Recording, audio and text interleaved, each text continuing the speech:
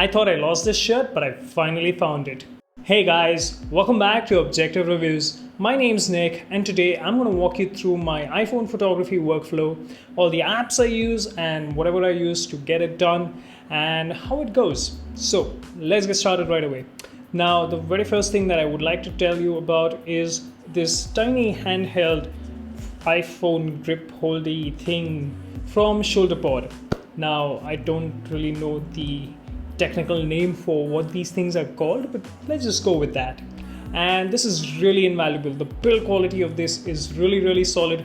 Comes with a tiny bub at the bottom which you can hold on to, and has a nice leather and regular synthetic material strap on it. The bottom bit that can come out, and you can mount this on a tripod because it has a 3/8 inch thread at the bottom, and you can use that on a tripod and shoot with it. Or if you're using it handheld, put in the strap, screw in the bottom bulb, and off you go. Now, the very interesting thing about this is not only does it hold iPhones, but it also holds phones all the way up to the iPhone 7 Plus and the OnePlus 3T and the OnePlus 5. So it's a really great thing. Now, it is slightly on the expensive side, but the build quality on this is amazing, and it has these nice rubber grips that hold the phone in place really firmly and does not scratch the device. I have seen other people use these cheap ones which scratch the device on the rims or the glass itself, the back, and it's really annoying. This, on the other hand, really cool. Now, once you have your phone in this, or if you're directly holding the phone in your hand, whatever the case may be, my choice of app for actually shooting these photos is called Halide. Now, I've been using Halide for the past couple of months, and I really love it for a simple reason: the simplicity of the app. Now, raw photos, when if you have to shoot raw photos on an iPhone, you have to use a third-party app. Now, before Halide, I was using Obscura, but with Obscura, I was having some issues, which I was hoping to get resolved, but they never got them. So I finally moved in to using Halide, and I'm really loving this, and I don't think I'll ever be moving away from it. So to give you guys an example live in this video itself, what I did was go upstairs, shoot a photo, come back down and record this video. Now, this is the photo we shot, and what I'm going to do is go ahead and bring this into my favorite editor, Snapseed. Now, of course, there's Lightroom also available, but then the whole CC subscription, and I don't want to deal with all of that, and Snapseed really does a great job. Now, the biggest advantage of Snapseed is that it's also available on the iPad, which is what I generally use, but for the purpose of this video, I'm showcasing it on the iPhone. The functionality is absolutely the same, but if you have an iPad, editing on a larger screen always gives the best results, in my opinion. So once you launch Snapseed, what you have to do is just tap anywhere on the screen to open the photo. You select the photo that we just shot and make sure it is the raw one. The moment you open a raw photo, Snapseed gives you an extra editing tile called Develop. Now, when you tap on that, you get all the raw editing features like adjusting the exposure, the whites, the shadows. And as you can see, our photo is very dark where the trees are. So what we're going to do is bump up the shadows so we get out more detail out of those dark areas in the photo where the trees are, and give it a bit of saturation. But if you notice that when we adjust the shadows and the whites, our image kind of becomes a little bit flat. So what we're going to do is go ahead and bump up the contrast a bit, also bump up the structure a bit. This adds some sharpening to the image. You do not want to overdo this, because if you overdo this, your image is going to look very unnatural. Now, once we are out of the develop bit, what you want to do is go ahead and crop the photo.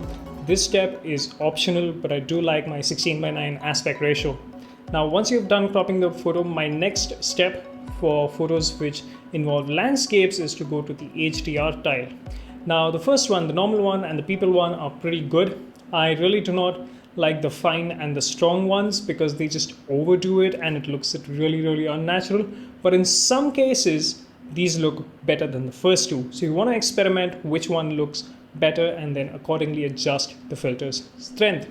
Now, once that is done, the next step is again optional. The curves are like the faded curve, and depending on the photo, I sometimes go ahead and adjust the curve a bit.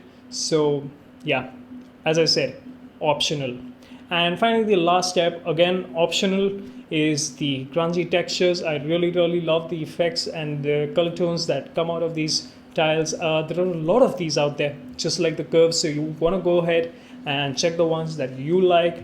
There's also a setting called grain in the grungy textures. I tend to move it all the way down because I don't want my photo to look grainy, like it was shot at very high ISO.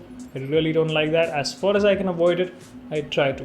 But sometimes again it adds some character for some kinds of photos. Now once all of this is done, you can go ahead and click save on the top, which will export this photo. You can get three options. You can save it directly, you can save it as a copy, or you can export the baked JPEG directly into your camera roll. I generally use the save option because when I back these up into the Photos app, it works out really well. Now once all of this is done, if you remember, we cropped our photo in 16:9. Now, although Instagram recently added support for all kinds of aspect ratios, they tend to look very odd when they come in other people's timelines. So what I do is use this app called SquareReady. Now what SquareReady does is allow me to import a photo, and once the photo is imported, you can adjust it in three different ways: vertically, horizontally, or center fit. Now I use the horizontally fit because it gives the full left to right, edge to edge kind of a aspect ratio to the image, but it maintains it and keeps it in a square. So when you open it on Instagram, it looks just like any normal photo would look, and you get a full real estate that was guaranteed to your photo. And once all of this is done, it's all a matter of fact of exporting it and sending it to Instagram. Now this process I used when on my recent trip to Norway, and it really kicked ass. So I really am going to stick to this workflow, except for the part where I edit photos on Snapseed. That is what I did on my trip and when I got back. So yeah, that is really interesting. If you have an iPad, do try that out, because editing on a bigger screen makes it a lot more fun, and you can find these tiny areas where you may have to go in and use a healing brush to quickly add, remove, or patch things up sometimes. But yeah, it was a lot of fun. Actually, let's check out a reel of the photos I shot in Norway.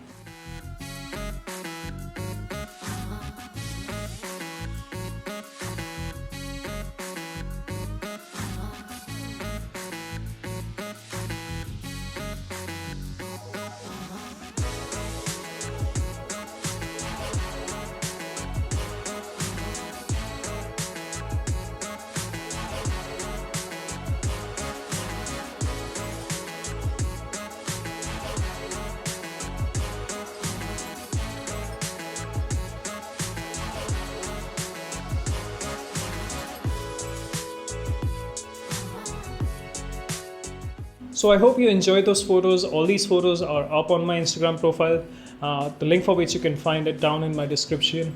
And well, I'll also link down to all the apps that I talked about and the Shoulderpod hand grip thingy. So yeah, if you like this video, hit the like button. If you disliked it, let me know down in the comments why you disliked it, so I'll try and improve the whole content bit out here. And if you're new around here, don't forget to hit the subscribe button and click on the bell icon so you get a notification every time I upload a new video.